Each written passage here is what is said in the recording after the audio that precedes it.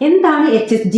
ഇത് പെയിൻഫുൾ ആണോ? ഇത് എപ്പോഴാണ് ചെയ്യേണ്ടത്? ഇതൊക്കെയാണ് ഞാൻ ഇന്ന് ഈ വീഡിയോയിലൂടെ പറയാൻ പോകുന്നത്. ആദ്യമായിട്ട് HSG എന്താണ്? ഹിസ്ട്രോസാൽപിൻജിയോഗ്രഫി. ഇത് എപ്പോഴാണ് ചെയ്യേണ്ടത്? നമ്മളുടെ പീരീഡ്സ് വന്നു കഴിഞ്ഞിട്ട് ഒരു 8ാമത്തെ ദിവസമൊക്കെ കഴിയുമ്പോഴാണ് ഡോക്ടർ ഇത് അഡ്വൈസ് ചെയ്യുന്നത്. അപ്പോൾ ഇത് ആരാണ് ചെയ്യേണ്ടത്?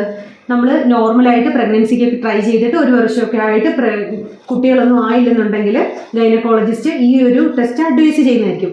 എന്താണ് ഇതിലൂടെ നോക്കുന്നത്?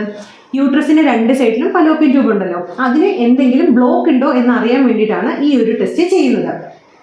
ഇത് എങ്ങനെയാണ് ചെയ്യുന്നത്? യോനിയുടെ ഭാഗത്തൂടെ ഒരു ഇൻസ്ട്രുമെന്റ് കയറ്റിയിട്ട് ഒരു ഡൈ ഇഞ്ചെക്ട് ചെയ്യും. എന്നിട്ട് മുകളിലൂടെ ഒരു എക്സ്റേ എടുക്കും. എന്നിട്ട് ആ എക്സ്റേ നോക്കുമ്പോൾ നമുക്ക് മനസ്സിലാവും ഈ ഫലോപ്പിയൻ ട്യൂബ് എന്തെങ്കിലും ബ്ലോക്ക് ഉണ്ടോ എന്നുള്ള കാര്യം.